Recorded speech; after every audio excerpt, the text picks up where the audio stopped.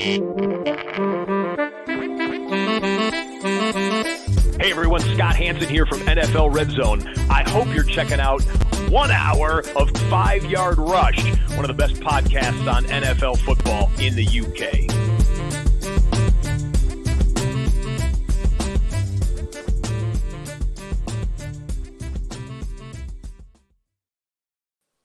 Hello, Rush Nation, and welcome along to the Flagship show here at 5-Yard Rush. I'm hoping you can hear me, even if you may not be able to see me. A few technical gremlins have got me today. Murf's laughing, which says to me something's not quite right, Murf. Mate, no, it's all working.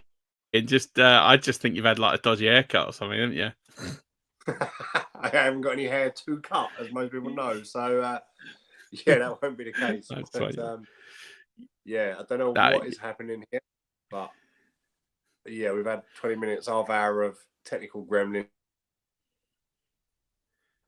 Yeah, it's one of these. Sometimes, unfortunately, when you're making content, technology doesn't go your way. So if Dan's audio falls apart a bit, or again, and that's why he's streaming without video. So hopefully we put the show together because we have got a Super Bowl to talk about. And looking forward to getting into that one.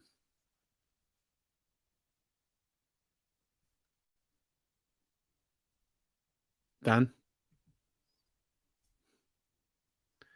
Okay, I'm going to fill for time while I wait for Dan to come back. Here you are. Hello. It's proof we're not faking our technical issues here. No, we're not. Well, I'm not. It's only me. So...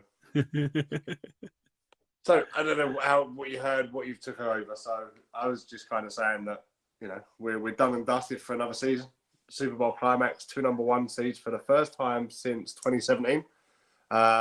Sometimes you feel with these games that they never quite live up to the hype of 2 number 1 seeds battling it out for the title. But I think for 58.5 minutes, this one probably did, right? I thought it was a good game. I thought it was a really good game. I thought it had everything really from good offensive plays, good defensive plays. The game kind of went quite similar to sort of how I thought it would go based on the preview work that we did last week. And, you know, we had this chat, myself and Jeff Reinbold, and we put this in the Super Bowl show. You cannot count out experience. I just think that was the deciding factor in this game. Andy Reid, Patrick Mahomes, 3rd Super Bowl, the experience in killing the game off that drive towards the end of the game probably made the end of the game, albeit slightly anticlimactic, but just the experience of someone like Jerick McKinnon not scoring, deliberately going down. It's that sort of clever. It's that clever experience. They've prepared so well that even in the heat of competition, the heat of the moment, they know when to do the right things. Chiefs didn't make any mistakes last night. They made none. No mistakes at all. It was error-free football for 60 minutes, and that's why they won this game. And that comes from the experience. But I thought, you know, the one thing I'll say before we really get into it is I'm going to dot my cap here to Jalen Hurts because I had some question marks about him. We've questioned him in the run-up to this game. Is he a winner? Is he someone who can elevate the play of his team? Can he really deliver in the big moments? And I thought yesterday he was absolutely outstanding. I thought you could argue he was probably the best player on the field. You could argue that he put in an elite performance and didn't deserve to be on the losing team and made play after play after play, except for that last throw. Might be one of the worst throws I've ever seen. But take out the last 4 seconds of the game, he was phenomenal. He really was. And if the Eagles had gone on to 1, there was no doubt about the MVPs. And there's a bigger case there of, do you have to win the Super Bowl to be an MVP? It's been I know historically and technically you don't, but it has been a while since a losing player has been the Super Bowl MVP. And I think Jalen Hurts probably ran that pretty close yesterday based on his efforts. You talked about experience and consistency, and you mentioned people like Jerick McKinnon and Mahomes and Reid. But for me, over the last few years, the big thing the Eagles have had is Steve Spagnuolo's been there. Eric Bieniemy's been there. That whole core has been through it. They've been through winning the first Super Bowl. They went through the Bucs Super Bowl where they probably learned a lot about themselves and their team and who they are. And they trailed at halftime this year. But they had the know-how and the experience to not fear and panic and to deliver the return. So the second half, in particular. And that first drive after the break, right? First drive of the second half set the tone. 6-minute drive. And they really just took, this was a very uncharacteristic Kansas City Chiefs performance. Patrick Mahomes didn't reach 200 yards passing. This wasn't a lights out offensive performance. If you look at the scoreline and not watch this game, you'd have looked at this and said, well, both quarterbacks have thrown for over 300 yards. Both of them have put on an absolute light show. And it actually wasn't like that at all. Mahomes finished, the first half, wasn't it? The Kansas had 8 minutes time of possession. Yeah, they had 8 minutes, not even that. I think, just under 8 minutes time of possession. And I mean, it's obviously skewed because you have that defensive score. So the Eagles went on a long drive and then Hurts drops the ball. And then Bolton picks it up. He runs it back in and scores. And then all of a sudden the offense is back on. That's always going to skew it a little bit. But it was a strange time of possession stat when we went into half time. But I think for me, when I look at what the Chiefs did to win the way they did, which was to win ugly, long, I looked at Mahomes last night and I saw sort of peak Tom Brady, not overly impressive, not making the really flashy big throws, just someone who made the right decision every time. And it's just to go back to say error-free football. And I think for me, it was a brilliantly coached performance from the Chiefs. And for me, unfortunately, today, I see the reaction of this game, and it's dominated by two things. It's dominated by a holding call that I don't think is overly questionable. The player comes out, James Bradbury, and says it's a hold.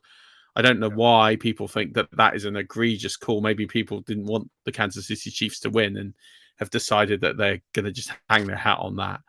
Maybe because that call wasn't made earlier in the game and is made here in a big moment. Bottom line is a foul's a foul. Whether it's missed earlier in the game or not, that's a foul. It's a hold. So I don't think there's anyone that can look at that and say it's not a hold. Just while you're on that, have you seen Sirianni's press conference? Who can quite easily go out and make blame after blame, and he hasn't. He has said, whether it be first minute, third minute, there is other things in that game that constituted to us losing that game. That call didn't cost us the game. They were simply better than us, which I think is quite easy, hard to do, and I respect him a lot for coming out and saying that. I respect him. I respect him massively for that, and I respect James Bradbury. They did not want that to overshadow the Chiefs' performance or their own performance, and I think there's a way to lose. And the the Eagles came out and they represented themselves brilliantly. I'm not the biggest. I haven't been the biggest Nick Sirianni fan, and I don't like some of his press conferences. But I thought yesterday he handled that defeat with class, with grace. He handled it like a winner. When you look at teams that lose, they come out and do two things, and we're seeing this a lot now. I'm going to switch sports to football. We talk a bit in our WhatsApp group about football managers. You look at someone like Nathan Jones of Southampton, who's just lost his job, who refuses to take really any responsibility for what's happening on the field and subsequently loses his job. Then you get another type of manager or another coach like Nick Sirianni last night. Bill Belichick is the king of this, where they look at what they didn't do to win the game. And that is ultimately the difference between a winning culture and a losing culture. Because a winning culture will go, yes, it's easy to blame the calls. It's easy to blame the results, but ultimately we weren't good enough to win the game. We didn't win the game. That shouldn't have mattered. And it really didn't matter. Like, they were still in field goal range. They still had the plays. They still would have kicked the field goal. They would have probably still won the game. The result would have been very, very similar. It's about intrinsic and extrinsic factors, right? The intrinsic you can control, the extrinsic you can't. Yes, Absolutely. The extrinsic's going to happen, and that's what they said. But the intrinsic is they could have controlled and they could have been better, and they could have actually made sure that the call didn't count for anything if they'd have been ahead of the game at that stage. Absolutely. And ultimately, you look at the matchup of this game and you look at both offenses were terrific in different ways. The Eagles, I think, for me, was one of the best offensive performances I've seen in the Super Bowl. I thought they were dynamic, electric. They, ran the ball well. Hurts wasn't afraid to make the big plays. He wasn't afraid to throw the deep ball. He wasn't afraid to, he was aggressive. completely unshackled. Very aggressive. And I loved it. Going for it on fourth down. They didn't, they were very, very aggressive, but they just stuck to what they do best. And I had great admiration, and they were a great watch. And I've not always said that about them this season, but they come out of this game with a heck of amount of credit. Same as Jalen Hurts. Jalen Hurts, for me now, goes into a different tier from where I had him before. Not from a fantasy perspective, from a professional quarterback perspective. He leaves that from a fantasy perspective. If you've got a QB that can score 3 rushing touchdowns in a game, that's I think I saw it was the second highest fantasy points from a quarterback in a Super Bowl, 41.19 or whatever. I think 41 and a half was the highest ever. I think it's behind Brady and against the Eagles. But yeah, unbelievable performance from Jalen Hurts. Unbelievable performance from the Eagles. Again, the standout for me in this entire game, the one unit that no one's talked about today, that for me gets the biggest amount of credit, is the Chiefs' offensive line. That's supposed to be the best defensive line in football. You got a hobble quarterback with an injured ankle. They didn't really get near him. Not really. A couple of times they forced him to throw away. Yeah. But they didn't lay a glove on him. They didn't sack him. They didn't. First drive was coming out of the half. That first drive had been a 3 and out. That first drive had been a 15 yards and have to punt it away. Yeah. If they'd got a sack in there, different story altogether. We 100%. Don't know if Mahomes is fully healthy. We don't know how mobile he's going to be. They're behind and coming out and trying to use momentum. They could have, Eagles got on top of that there and then, they probably gone to win the game for me, I think, at that stage. But momentum, as we know in the NFL, is huge, and it picked a side early in that half and never left. It really did. And you have to give the credit to the Chiefs' offensive line. It's very easy to praise Patrick Mahomes. It's very easy to praise the receivers, the coaches. But that offensive line stood to be one of the biggest challenges it would see. And no one really gave that Chiefs offensive line a chance. A few of us talked about it and said that, they're vastly improved from where it was 2 years ago. They've retooled, they've rebuilt this offensive line. And it really, really put in a shift. And, for me, they're the unsung heroes of this championship. If I had to crown Super Bowl MVP, I'd give it to the Chiefs offensive line. I wouldn't give it to Patrick Mahomes. Not that I'm saying that he wasn't great, but I give it to Chiefs offensive line because they were the ones that achieved above and beyond. They were the ones that made everything happen in front of them. You look at, they scored 2 walk-in touchdowns. Yeah. Scored 2 walk-in touchdowns like it was on the same play. Yeah. From the same play on different sides with 2 different receivers. And bad drives. You have to, and you have to credit the scheming of that, the ability to identify that that's a weakness, but the ability of the offensive line just to allow that to happen. Kelsey's touchdown had pre-snap movement and a change in direction on his route. So all 3 of them had pre-snap movement and a change in direction on the route from receiver. So it's obviously something in a game plan that they picked up and they used it and they ran with it. So, and we've seen that. We've seen that this season. But if the offensive line doesn't hold there in those big moments, it doesn't happen. So I just think when you get to this stage of the Super Bowl, your big players are going to deliver. Mahomes, Hurts, Kelsey, AJ Brown. You're going to expect them to have big games. They're big players. You pay them a lot of money, and this is what they're there for. For me, the difference maker is your average guys, your roster guys, your in and out guys that need to step up and have a big game.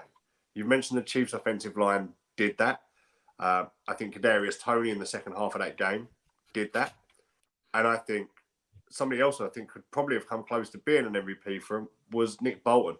I think he had a phenomenal game as the linebacker. And the score, maybe giving up 35 points, won't quite show that. But if you look at those fringe type players on the Eagles, you probably wouldn't say they did turn up to the same extent. Kenneth Gainwell did, but he had to because Miles Sanders disappeared. He had that fumble on the very first carry, and I think that knocked him. But other than that, the players you'd expect to be there, Jason Kelsey and their line, but the defensive line never turned up, whether that be Kansas's detriment, like set it up. Those edge players, Quez Watkins never turned up. Zach Pascal did very little. You need those guys to step up and have a big game to help out your superstars. I don't think the Eagles did. They was relying on the superstars. KC, I think their little fringe players did step up, did have big games, and that made the unit that much stronger. I just think KC were better prepared. And this is not a slight on the Eagles. I was incredibly impressed with the Eagles. I honestly cannot explain how impressed I was with them. And in any other year, they could have probably won this Super Bowl. I just think everything about how the Chiefs prepared, how they executed their game plan. I thought Nick Bolton was outstanding. I think he's an unbelievable linebacker who doesn't get the credit he deserves. I've just finished writing a piece for Fantasy Pros on my top 5 linebackers under 25 in the NFL for IDP purposes. And number one is Nick Bolton. You know, the guy finished with 108 solo tackles this year.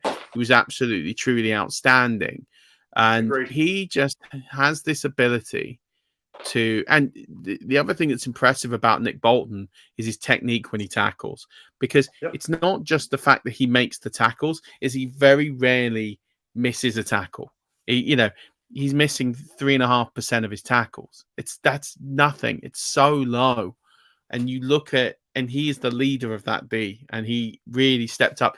And big players make big games. I think Nick Bolton for me is going to be a standout player next season. I look at him and think, right now, if I'm not a betting man, but if I was, I'd be looking at Nick Bolton for defensive player of the year next year. Okay. And I think for me, he's going to leap even more forward, because I look at the players, because it's quite easy to give it to a sack leader like Nick Bosa and Aaron Donald, and it's quite easy to give it to those players because they make the extraordinary plays and they make the sacks. But there isn't anyone for me that works harder than Nick Bolton. He's still very young. He's 22. He's going to be going into his age 23 year.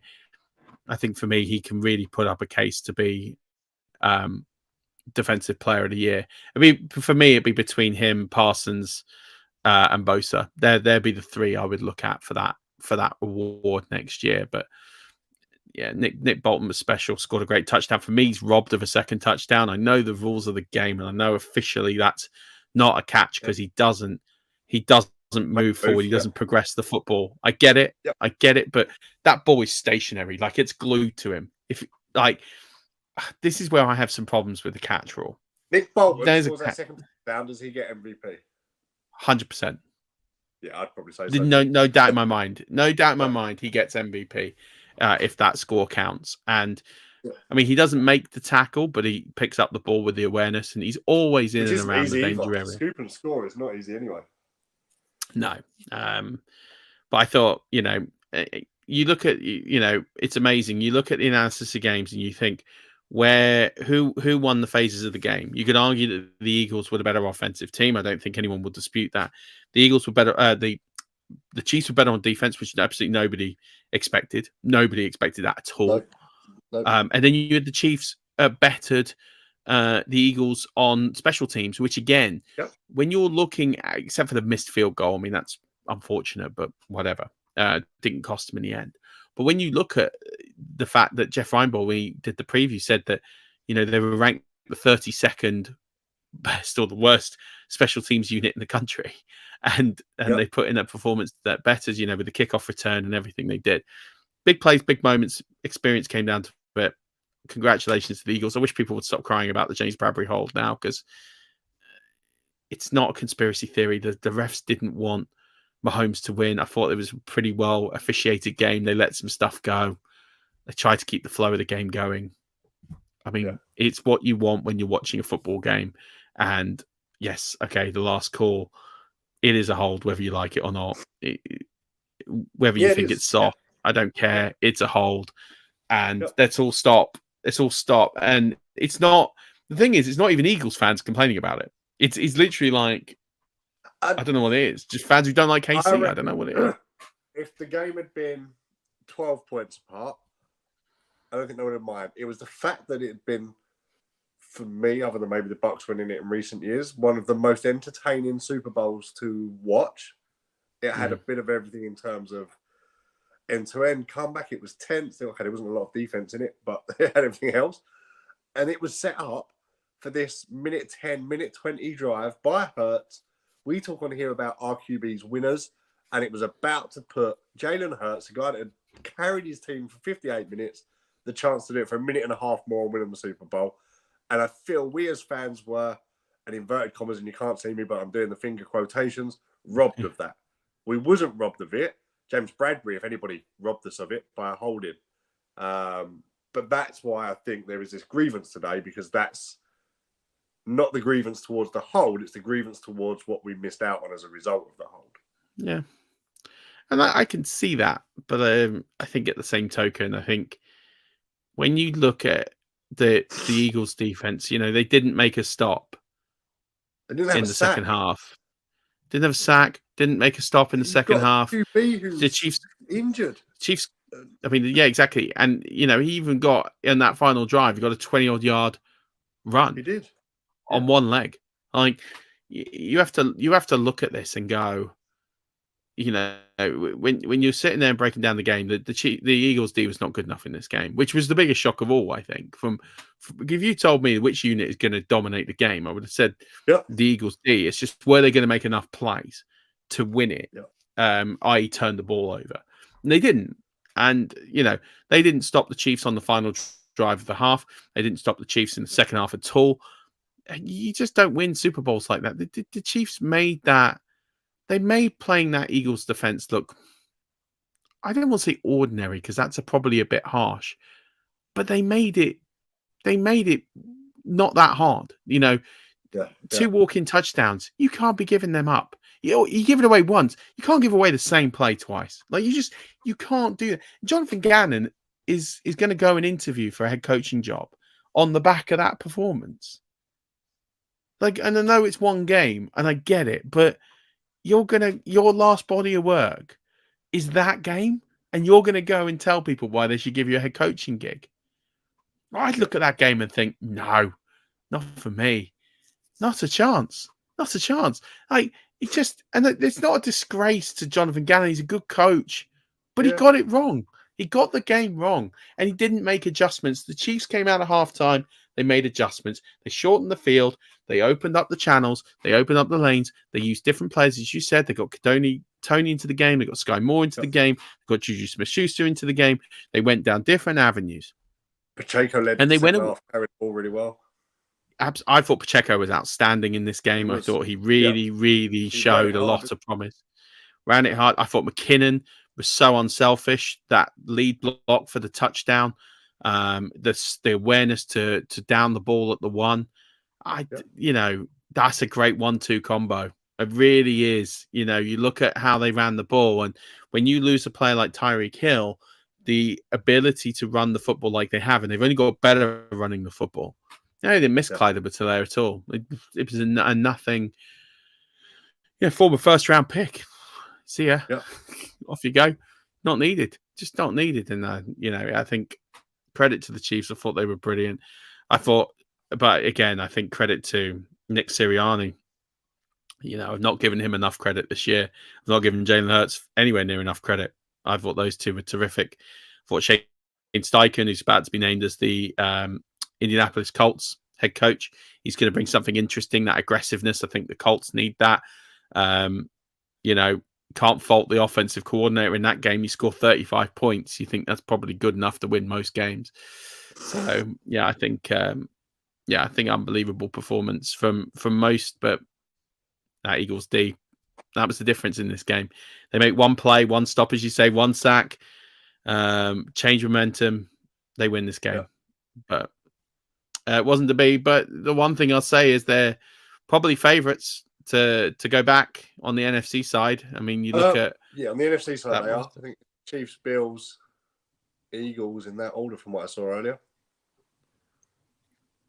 Yeah, but I look at the NFC and... The Bucks are 10 favourites. The Brady-less Bucks are 10 favourites from what I saw.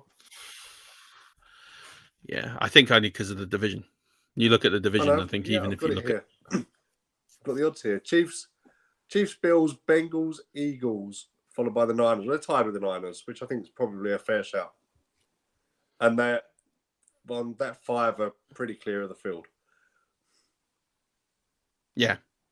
And I think that probably makes sense. And I think, the 49ers have got an interesting dilemma ahead. You know, they've got a QB competition that they're going to have to resolve. But I would say, you know, I think it's interesting.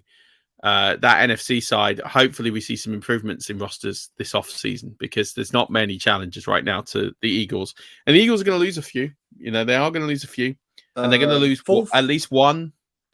Full favourite on the NFC side, quickly. Who is it? So you're saying it's the Eagles, the 49ers, yeah. Bucks, because of the division. On Sky Bet, currently they're out. No, so that was on I saw from America earlier. Bucks, so forget them. Eagles, Niners. Favorite. Vikings. No, it's right division though. Lions.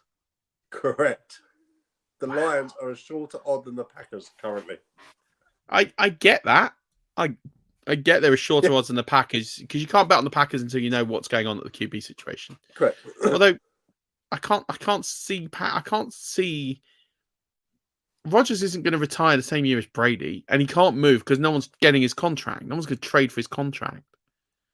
So this seems like a really long, drawn out blackout. He's doing what you're doing, Dan. He's on a blackout fix. He is. Maybe you're with him, and that's why the camera's not working, right? Maybe it's like you two in a cave. You're trying to talk him into coming out for another year. I mean, like, he's definitely staying, right? Like, I don't get this long drawn out.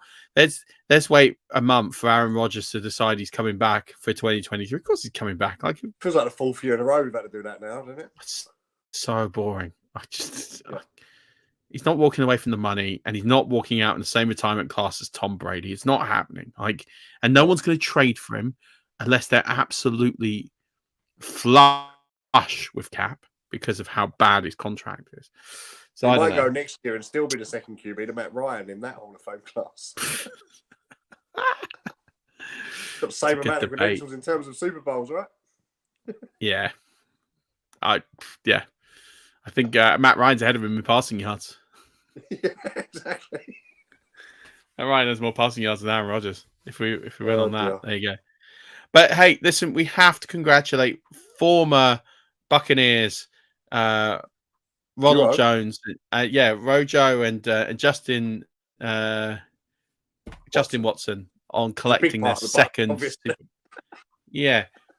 Ronald Jones and Justin Watson on collecting their second Super Bowl win. Also, congratulations to Melvin Gordon winning his first Super Bowl ring. Yes, massive contribution Melvin Gordon made to this Super Bowl. And to the overall season for the Chiefs. So, like, delighted that he ends up with a ring. It's like when Shady McCoy won back to back. Didn't we give Lev Bell one? I think Lev Bell got a ring. Yeah, I think Lev Bell got a ring. Yeah, I think he did. Yeah. Why not? So, we gave Lev Bell and Antonio Brown rings. Yeah, crazy. Murf, I need to confess to something a little bit here. Go on then. One of my pre-season crazy things that's going to happen, which sounds really daft now, was the Chiefs wasn't going to make the playoffs. Okay. That was my out there. It could happen. I could see a world where this arrives. Was the Chiefs not making the playoffs, and how wrong was I? Yeah. Okay. You did. You did fluffy lines there a bit. I didn't think they'd make the Super Bowl, but I did think they'd be in the dance.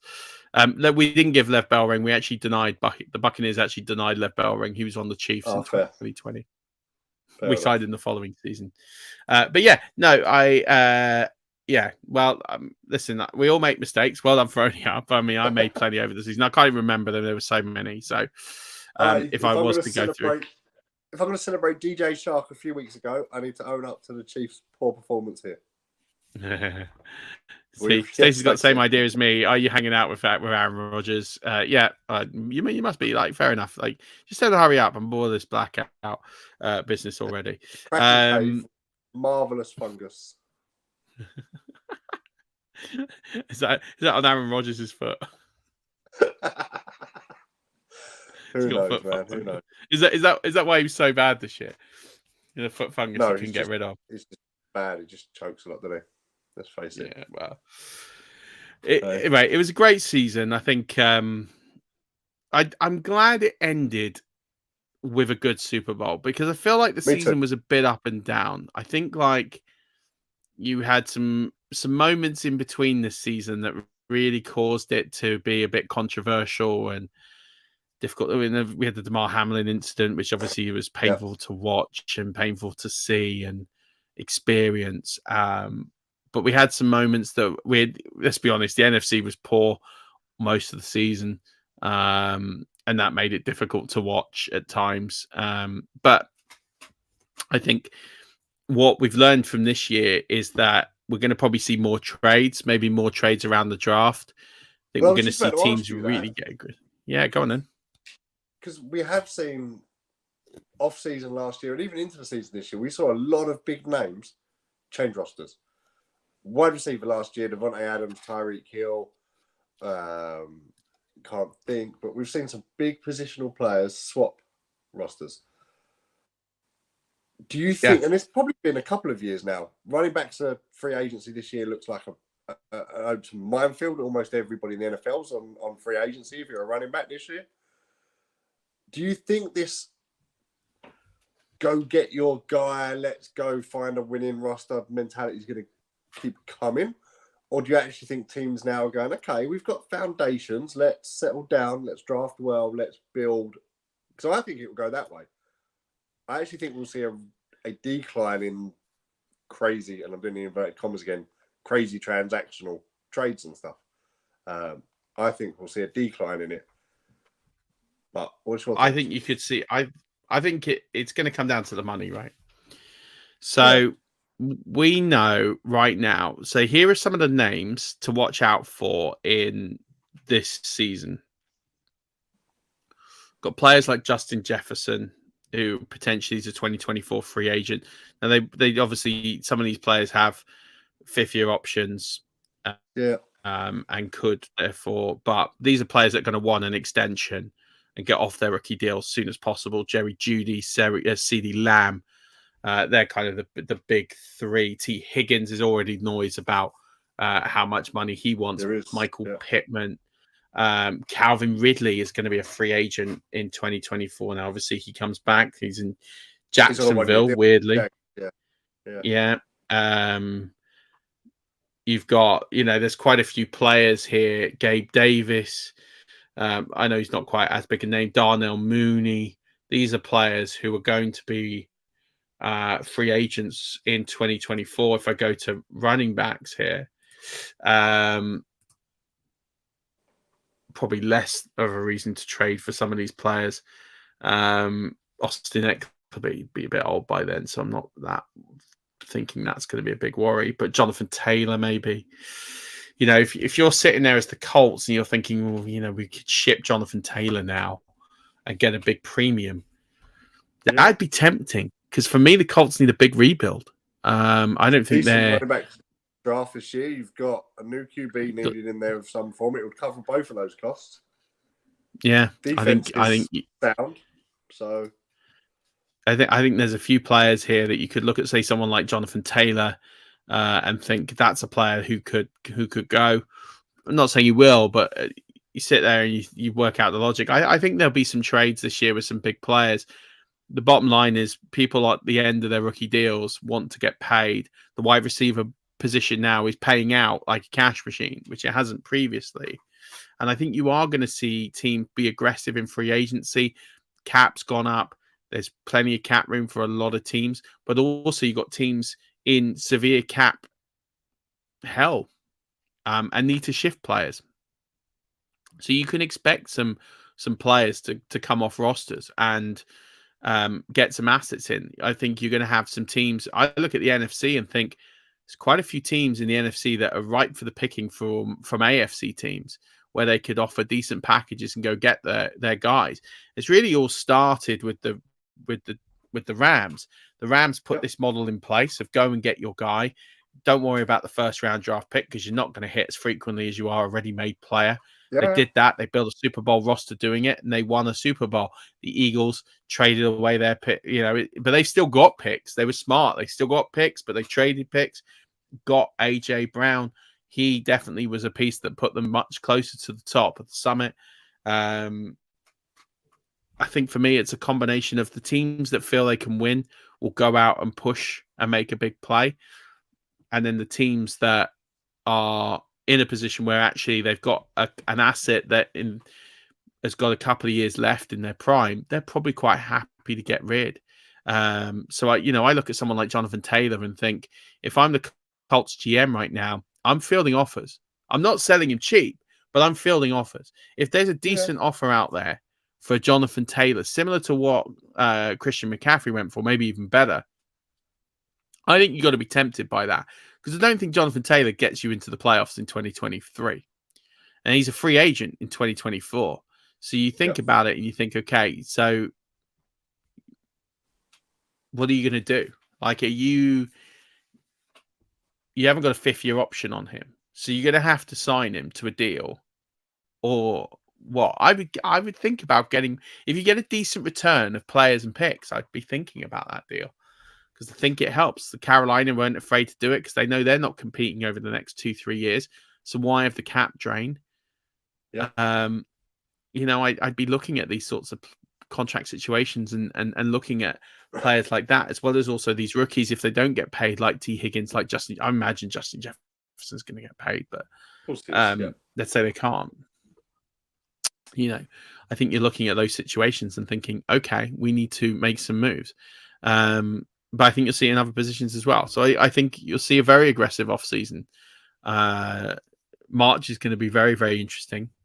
And then I think the NFL draft, we could see some blockbuster trades go down on the first night of the draft as well, especially with teams holding multiple picks and other teams not holding any. The Eagles have almost come within a minute and a half of winning the Super Bowl, and they've just got a top 10 pick to add to that as well. And a second exactly first rounder. Yeah. And they can sit there now and think about, what do we do with that pick inside the top 10? Do we pick a player, or do we trade it back, or do we trade for a player? There's different options you can go there. So I think it's a really fascinating off season. I think there's a lot of pieces to come in. I think it's going to have huge implications for fantasy. But I would say one thing, thinking about fantasy football off season, if I'm holding Jonathan Taylor, I am a bit nervous coming into this off season because he could end up on the block and he could end up going somewhere. I'm not saying he will, but I'm a little nervous because everything is pointing towards him potentially going. Because if you're Jonathan, you're not going to pay Jonathan Taylor if you're the Colts. I think you're too far away. So I think, what do you do? Here's a landing spot for you. Multiple first-round picks. 2 of the 3 rostered running backs are out of contract this summer. Miami? Philadelphia Eagles. Oh, that's tempting. Oh, I tell you what. The Niners went out and chucked CMC into their pot. What about the Eagles going, well, hey, why don't we do something similar? Wow. Can you imagine the Eagles with Jonathan Taylor? Oh, that is interesting. Just put it out. Wow. Yeah, wow. I tell you, it is out there, but it makes a lot of sense. Miles Sanders is gone. They're probably not renewing him. Yeah, they're going to, and Boston Scott's hitting free agency. Yeah, I think he can get re-signed because he's. Yeah, I don't hate it. I mean, I hate it from a competitive standpoint because they get so much better. Yeah. But I don't hate.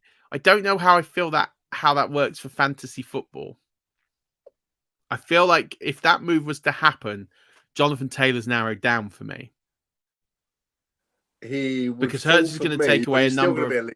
He's still going to be a lead back there. Just a touchdown regression that's going to hurt. Yeah, he goes from being a top 3, top 4 running back to a top 10 running back, but at the bottom end of that. Yeah. So that's what I mean. But that's the sweat. That's the sweat we're sitting on now with. If you're a Jonathan Taylor owner, so I think if you can get out, the thing is you can't even sell him because his value isn't that high because of all those injuries. I think it's a tough. it's a tough situation. So I'm looking forward to seeing what happens this offseason. I cannot wait. I cannot wait to get into it and see what happens. But I'm so glad we've ended it on such a good Super Bowl. Like, for me, that was so important. It was so much better than last year's Super Bowl. I thought it was a great game, great advert for the sport. Anyone who stayed up and watched it, you weren't disappointed this morning when you woke up tired and miserable. Well, yeah, agreed. Tired and miserable, definitely.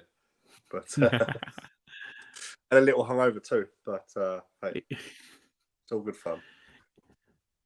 Definitely good fun. Go ahead. I was going to say, so we start building towards the draft now, right? Yeah, we start building towards the draft. We're starting to see rookies. We've seen the rookies declare. We've had the Senior Bowl. We're starting to see what these players are about. Combine isn't that far away.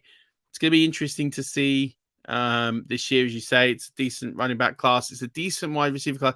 I don't think it has the stellar top of class talent that the last class did. I don't think you've got the Garrett Wilsons and Traylon Burks and London.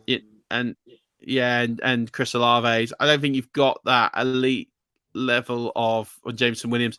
I don't think you've got that elite level of that many players being that elite. But I do think it's a very deep class of very good receivers. I think you'll be picking up. This is the sort of year where I think you're going to get a Pro Bowl receiver in the third round. Well, this is where we're saying, like, even in dynasty leagues and rookie, there is going to be so much wide receiver value late on in drafts in rookie leagues, in dynasty leagues this year. Purely because there is not a big tier break between them. And there's there's a couple of decent top running backs and then a pretty big group of people behind it. Same with the quarterback positions. Outside the top 6 or 7, there is a plethora of people at all the positions that all fall into a much of the muchness, and they're all pretty sound. And it's whether you pick the right guy that breaks out of that pot. I think we'll see people being taken early second round in rookie drafts, and I think we'll see the same player be taken mid third round in rookie drafts, and it will literally be personal and roster preference. I don't know if I agree with that, and I think the only reason I don't agree with that is I think most people will go off the ADB. I think if you're playing in those leagues where you've got very smart, astute analysts or friends of analysts or people who listen to lots of shows to break it down, I agree with you. I think in the majority of leagues, that's not going to be the case. I think the majority of leagues will go with I think a consensus will form after the combine and after the draft. And I think when the consensus is formed, it will follow as it does most years. But what I will say, than that last year, right? And I agree. And I think what will happen is there's value to be had listening to shows like this and the Dynasty Show with Liam and, following people like Dynasty. Small plug, on that note, I am on with Liam tomorrow and we are doing a rookie mock draft for a Dynasty League. Live. Well, you know what you're going to have to do? You're going to have to come out of the cave and get your video working in order for that to work, or it's going to be hope to see you tomorrow, it's going to be dire. You'll hope to see me, yeah. But join us at 8 o'clock tomorrow. Me and Liam are doing a Dynasty mock draft for rookies. Just having a little insight into that early on. It's a tough one. I've written a piece on Fantasy Pros where I did a 2-round mock draft, and it is tough. My advice to anybody is look at take shots this year. I think there's a lot of players who are going to get a bit left behind in their categories. Someone like Anthony Richardson. I think there's a few players who are going to get left behind. Tank Billsby, I think, for example, is another one. And I think they're the ones that potentially can shine in the high run. I just think this quarterback class it's decent, but it's not stellar. It's better than last year's, but that's not saying much. But I don't think it's as good as say the class with Burrow, Tua, and Herbert. So I think it's going to be an interesting year. We're going to have the offseason, plenty of time to break it down. Stick with us while you do that. Just while we're doing some plugs, got a couple here. First of all, if you haven't watched our Super Bowl show, firstly, why? I don't know why. With the guests we had were incredible, but we're also giving away 2 signed jerseys. That competition runs for another week. So make sure you go and listen to our Super Bowl episode. Make sure you enter the competition. You can still enter with a score prediction, even though the game is already over. But you can still enter. It's not about the most accurate prediction. It's just about following the instructions of the contest. So make sure you do that. And then lastly, the FFCC. There's a number of people who registered and haven't donated. You need to register and donate in order to be entered into the signed Van Jefferson jersey. I'm going to email out all those people who registered but didn't donate. And as soon as you donate, you enter.